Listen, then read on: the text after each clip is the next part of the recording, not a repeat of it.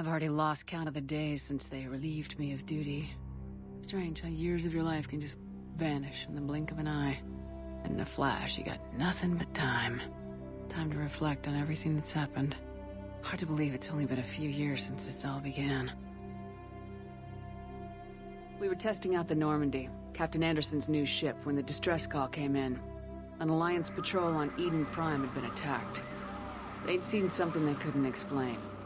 And whatever it was massive. I hit the ground with my lieutenant, Caden Alenko. A good kid, loyal, by the book, with a talent for biotics. We came across the lone survivor of the patrol, Gunnery Chief Ashley Williams. A soldier to the core. Tough, disciplined, ready to take on whatever came her way. Ashley joined up with us and took us to the spot where she lost her squad. That's when we saw it. The ship. Like nothing I'd ever seen.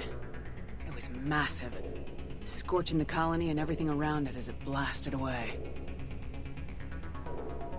We followed the path of destruction to an artifact, a beacon left by a long-dead race called the Protheans.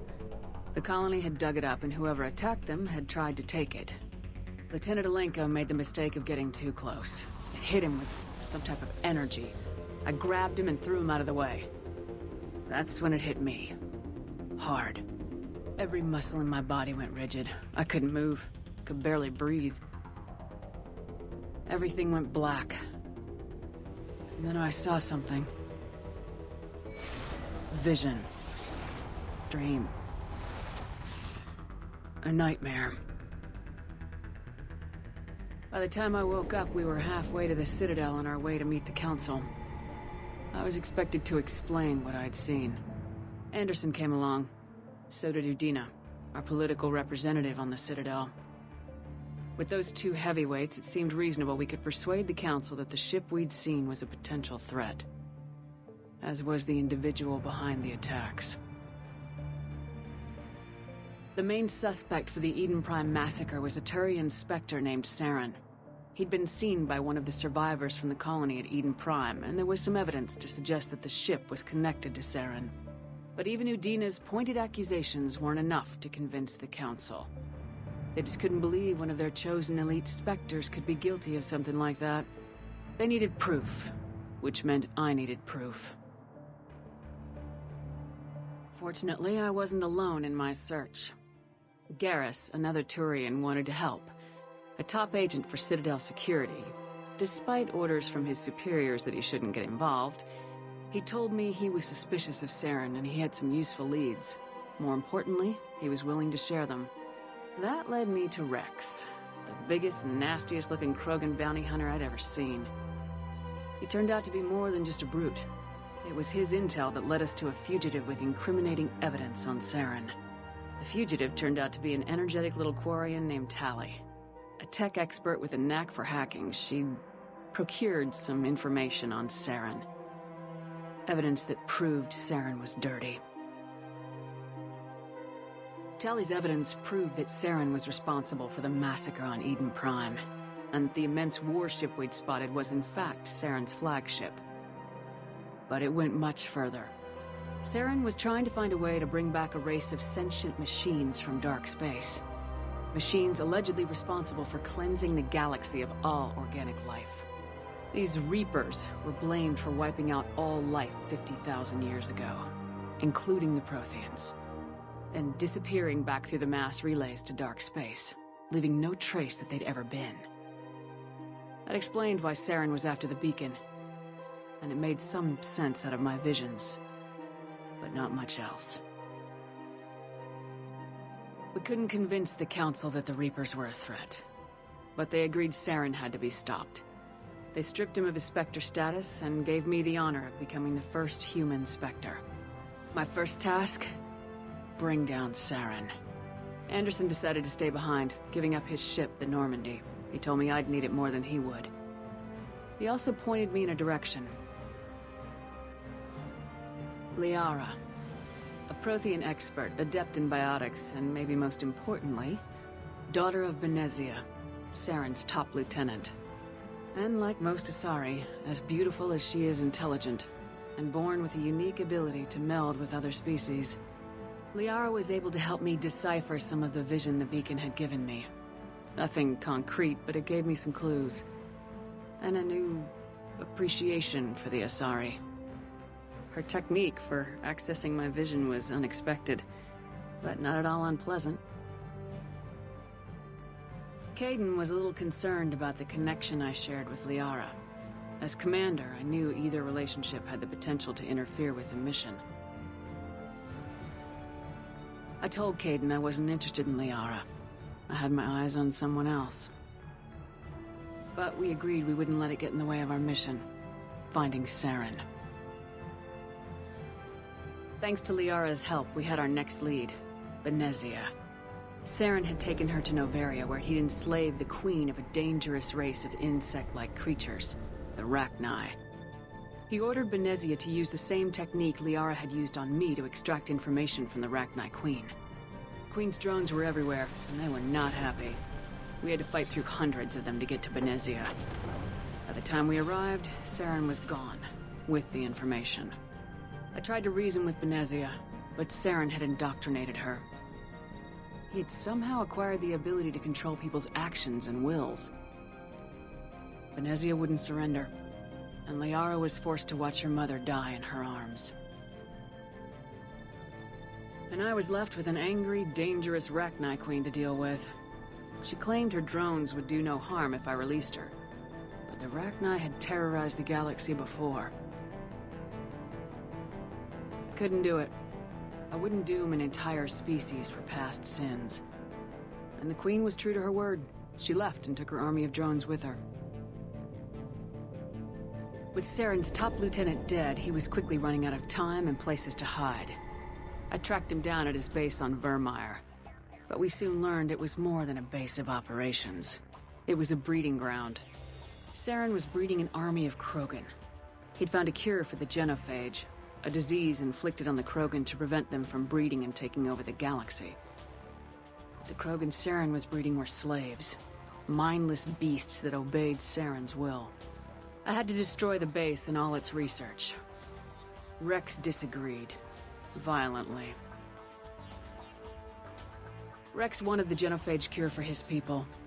I tried to convince him to help me destroy it, that these Krogan weren't real. But he wouldn't back down. Fortunately, Rex is smarter than he looks.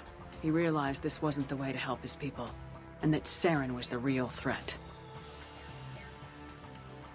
When we finally got to the center of the base, I realized just how close Saren was to completing his plan. He was already in communication with the Reapers. Sovereign, Saren's flagship we'd all assumed was just a ship, was a Reaper. It spoke to me, threatened me. I could feel the menace it had for every living thing. It wanted me dead. It wanted us all dead. And I knew it was capable of doing just that. What I couldn't understand was why Saren would help it. But there was no time to think about it. Sovereign knew where we were. We had to destroy the base and get the hell out. I split my team into 2 squads, sending Ash with one and Kaidan with the other as a distraction. We had a nuke and we planned to use it. Before we could detonate the bombs, Saren showed up. We fought. I stalled him to make time for my team. And in talking to him, I realized the truth. It wasn't Saren who was indoctrinating everyone. It was Sovereign, the Reaper. And Saren was in deeper than all of them. He tried to convince me he was still in control. Said he'd found a way to reduce the Reaper's influence, but he was kidding himself. Or believing the lies Sovereign was telling him. Before I could convince him to stop, he ran, leaving me just seconds to extract my squad mates. I tried, but I wasn't fast enough. I could only save one of them. Kaidan was a good man and a great soldier. But I had to choose, and I chose Ash. That was the last time Saren would slip away from me. I knew then, the next time we met, one of us would die. With my team mostly intact, we chased Saren and his army to Ilos, a long-lost planet that had once belonged to the Protheans. As we prepared for what we knew would be a desperate fight, I spoke to my crew. We were just one ship, against Saren's growing army. I assured them all that despite the odds, we could defeat him. I'd never tell anyone, but I had my doubts. Leaving Caden behind had hardened my resolve, but revealed a weakness in my defenses. How many more friends and allies would I be willing to sacrifice in order to stop Saren? We arrived on Ilos close behind Saren. Once on the planet, we discovered a Prothean databank that helped me put the final pieces of my vision together. The Reapers had come 50,000 years ago, and every 50,000 years before that, each time purging the galaxy of life. The Protheans had fought and died like every species before them, but a few survived long enough to leave a parting gift. The Protheans had discovered that the Citadel was the key to controlling the mass relays. By sabotaging the Citadel, they found a way to close the relays to dark space, slowing the Reapers' return, giving us the time we needed to find a solution to stop the Reapers once and for all. Saren knew this. He was leading his army to take control of the Citadel and re-establish the relays to dark space, bringing the waiting Reapers here to destroy us all. We followed him to the Citadel. It was intact, but heavily damaged. He'd caught the Council fleets by surprise, and they were only now regrouping. And with Sovereign as his flagship, there was little hope that the fleets could counterattack with enough strength to take back the Citadel. But Saren was done running, and I was done chasing him. As the Alliance and Council fleets battled Saren's army outside the Citadel, I cornered the Turian bastard in the Citadel tower and confronted him. He died believing that the Reapers would save him. As I fought to regain control of the Citadel, the Council's flagship, the Destiny Ascension, fell under attack. Despite Saren's death, Sovereign and Saren's army continued to fight. The Council was aboard the Destiny Ascension and they were requesting assistance. But I knew in order to help them, I would have to put our human Alliance fleet in jeopardy. The Council had to be saved. They represented the hearts and minds of the galactic community. Without them, the fleets would be in disarray. Even with the Citadel back in my control, Saren defeated and the Normandy leading the combined galactic fleet. The battle against Sovereign, a single Reaper, was relentless. It took the combined fleets of humanity and the other races, but in the end, Sovereign fell. But the costs were immense. While humanity's efforts in the war earned us our first seat on the Council, it was a hollow victory. The Reapers were still out there.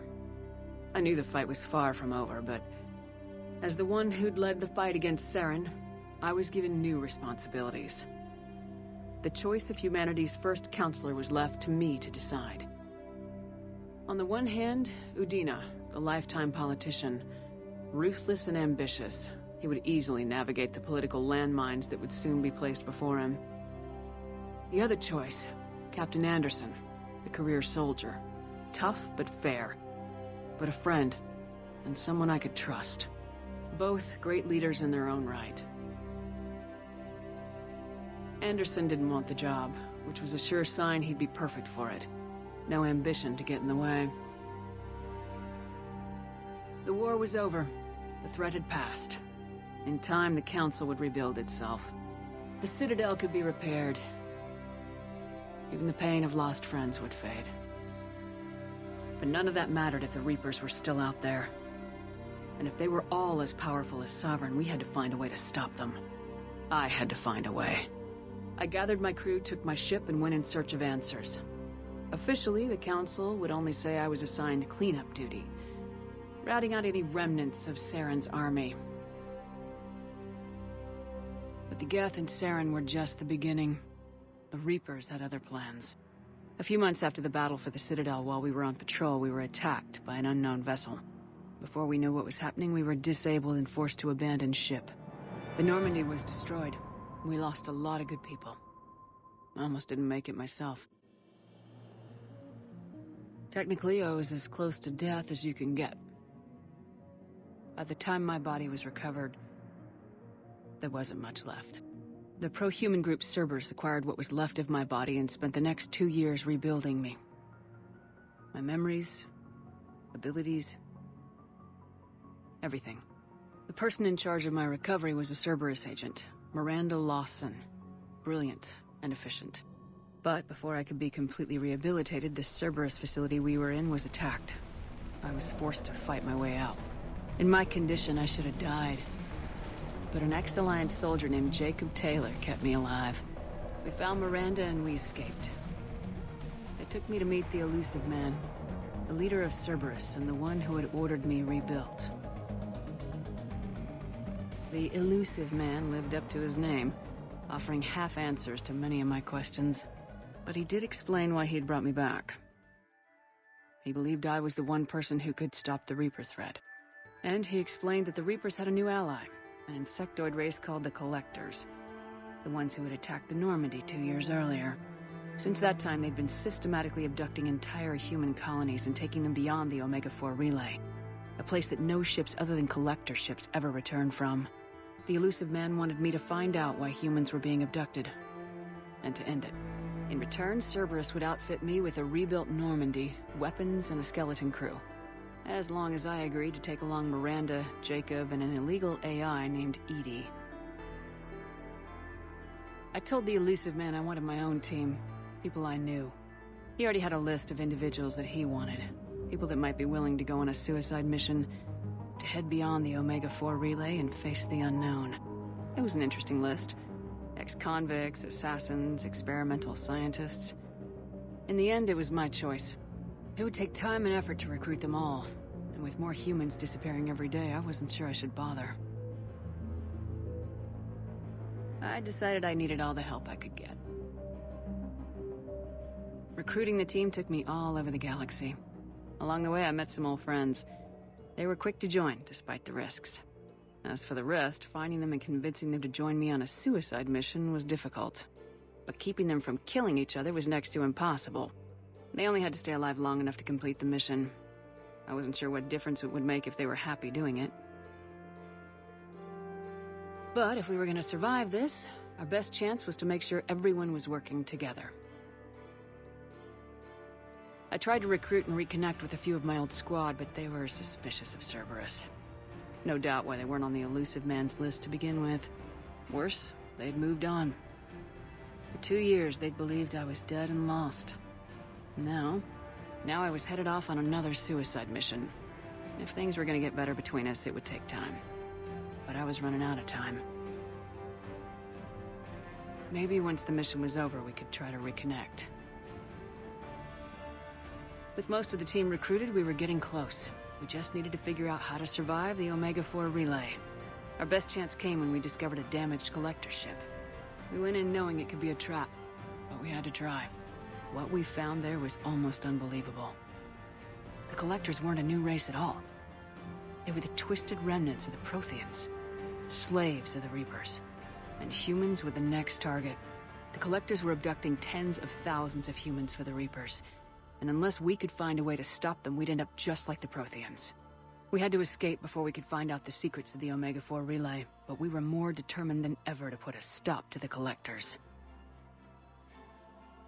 All we needed now was a way through the relay. Edie had figured out what we needed, and the elusive man knew where to find it. We stole parts from a derelict Reaper to mask our ship's signature, make the Normandy appear like a Reaper, and allow us safe passage through the relay. As soon as we had what we needed, Joker and Edie began testing. But while I was away on mission with the team, the Collectors attacked the Normandy, determined to destroy it before we could finish the tests. Joker and Edie did their best to fight them off. They saved the ship, but the entire crew was abducted, taken beyond the Omega-4 relay. Jacob wanted to go immediately and rescue the crew. Edie and Miranda wanted more time to prepare before we attacked. We only had one chance to attack the Collectors. I knew we had to be ready before we went, even if it meant sacrificing the crew. I gathered everyone to go over the plan. We all knew this was likely a one-way ticket. The team was ready, but they were nervous. We knew this could be our last day together. We were scared and looking for reassurance. Some of us found it in each other. Garrus came to my room to talk, to share his thoughts. We spent the night together, comforting each other. The day of the attack, everything went as planned. At first. The Normandy made it safely through.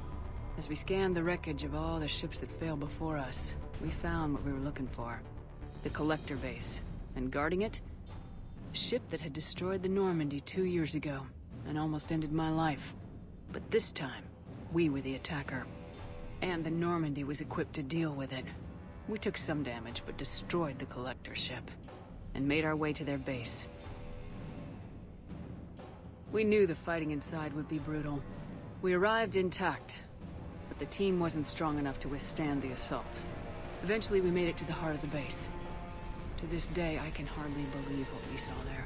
The collected humans had been dissolved, transformed, and repurposed to create the frame for a new Reaper.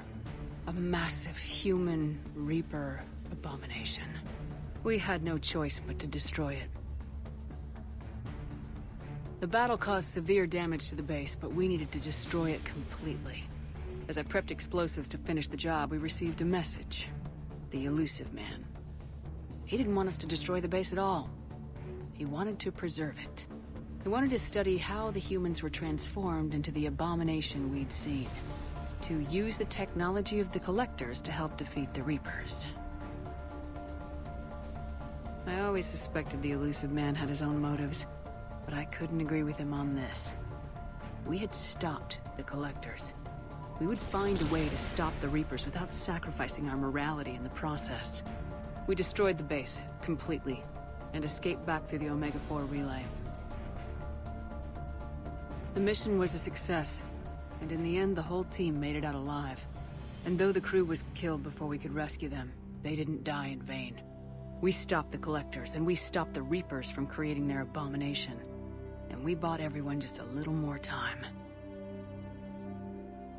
If only there was more time. The Reapers are still coming. Every day a bit closer. I handed every piece of intel on the Collectors and Cerberus over to the Alliance brass. They're not sure what to make of it, but at least they're listening. I just hope they figure out what to do about it soon. Before time runs out for all of us.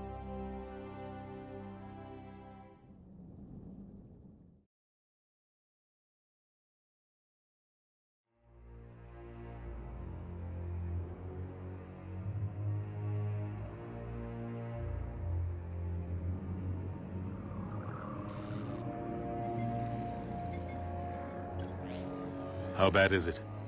Bad. We just lost contact with 2 of our deep space outposts. There's something massive on long-range scanners. Is this what Shepard warned us about? I'd stake my life on it. How long do we have? Not long. I sent word. The fleet's immobilizing. God help us all.